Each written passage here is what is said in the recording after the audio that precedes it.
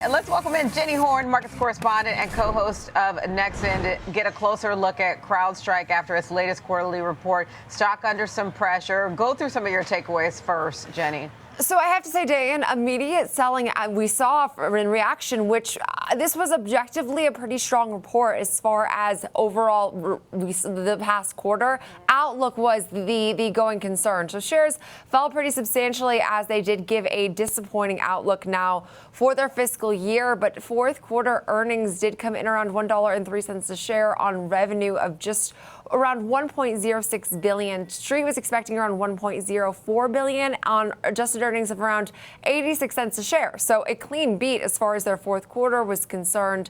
We do know, though, that this did mark also a pretty substantial increase on a year-over-year basis. And their CEI did say that as businesses of all sizes rapidly adopt AI, stopping the breach necessitates cybersecurity's AI native platform, which has always been, I think, a lot of the bullish thesis that has driven so much of the, frankly, impressive recovery we've seen in Crowdstrike following that system-wide outage. Of course, the blue screen of death, as I believe it is coined. But shares did fall about now around 7.5%, though, after hours, and hasn't really let up because Crowdstrike said it expects now its first quarter earnings to fall between 64 to 66 cents a share, well below the estimated 95 cents a share at consensus. That was a pretty big miss. So I guess, sure, when you want to look at what we saw in the past quarter, things look rosy. You look at the current quarter this fiscal year, things don't look as promising. And honestly, I feel like this earnings period, we've seen such punishment on guidance. So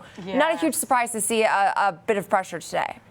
Yeah, I wonder if some of that is just conservative guidance to start the year, because we often have, companies at the beginning of the year issue more conservative guidance, kind of like a reset. Or if part of that is also, what if that may have to do with any discounting that they may be continuing to keep customers, because you recall that they did some discounting after that massive outage to retain customers. They did manage to retain customers, but, how much of that do they have to continue and how much of that eats into margins? At the same time, it's also, to your point about the quarter gone, to see, still the growth there. Who doesn't want to see, nearly 30% growth? What else are you seeing in terms of any analyst reaction, Jenny?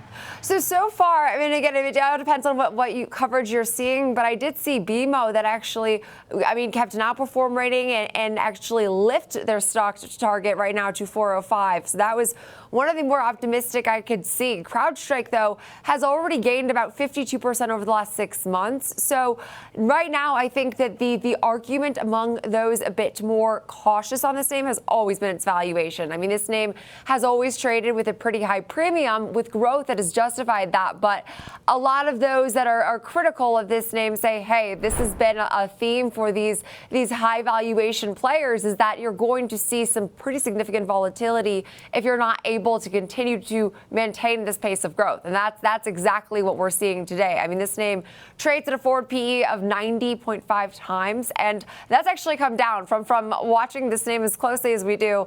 I mean, this name does trade at a pretty lofty premium on a forward basis.